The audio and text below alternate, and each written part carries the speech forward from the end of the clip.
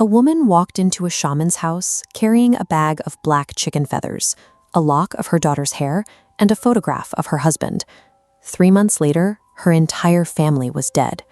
When police eventually searched the property, they found jars hidden beneath the kitchen floorboards filled with nails, blood, and human teeth. This was the physical evidence of Santet, Indonesian black magic.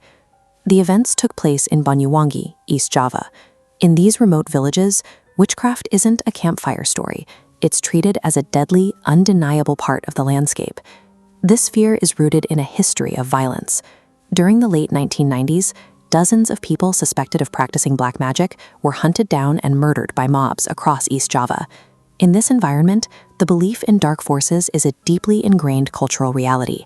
It is a fear so potent, it can trigger real-world consequences. Ratif lived in a quiet wooden house, known to neighbors as a religious woman. But behind closed doors, years of financial ruin and violent arguments with her husband had pushed her to a breaking point. Driven by that desperation, she crossed a dangerous cultural line. She sought out a remote hut hidden at the very edge of the forest. The hut belonged to a dukun, a shaman. The local rule in Banyuwangi was simple.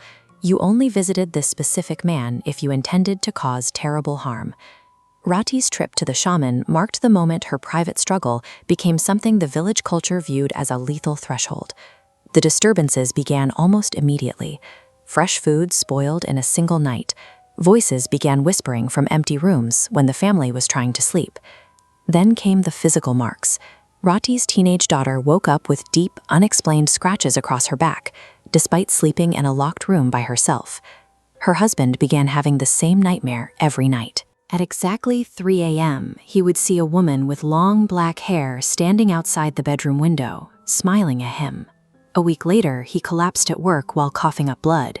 He was rushed to the hospital, but a battery of medical tests found no physical cause for his condition. The medical failure ended the search for a biological cause.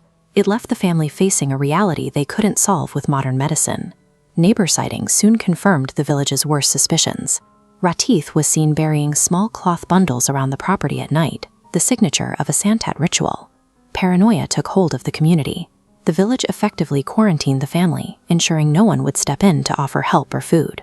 On August 13th, the daughter broke down in the middle of a school lesson.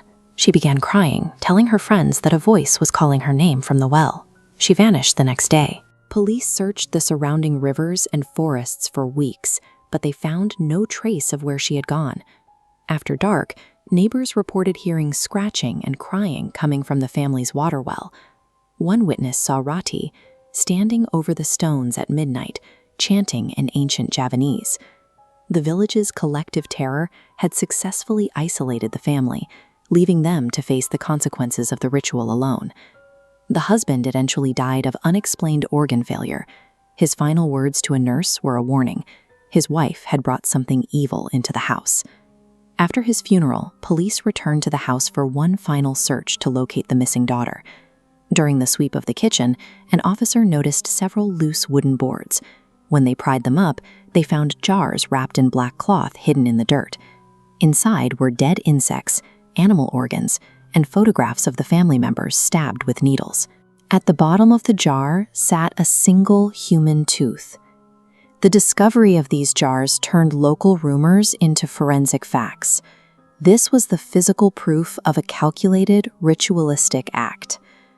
Rati eventually confessed to the local police. She claimed she only wanted to use magic to force her family to show her respect, but the force she summoned grew beyond her ability to control it. The case remains a collection of loose ends. The shaman vanished, the daughter was never found, and Rati suffered a total psychological breakdown while in custody. Local villagers still avoid the property today. They claim that at exactly 3 a.m., the sound of a woman whispering still rises from the ground near the old well. The scientific validity of Santet is beside the point. In communities where these rituals are an accepted truth, the belief itself is powerful enough to destroy a family.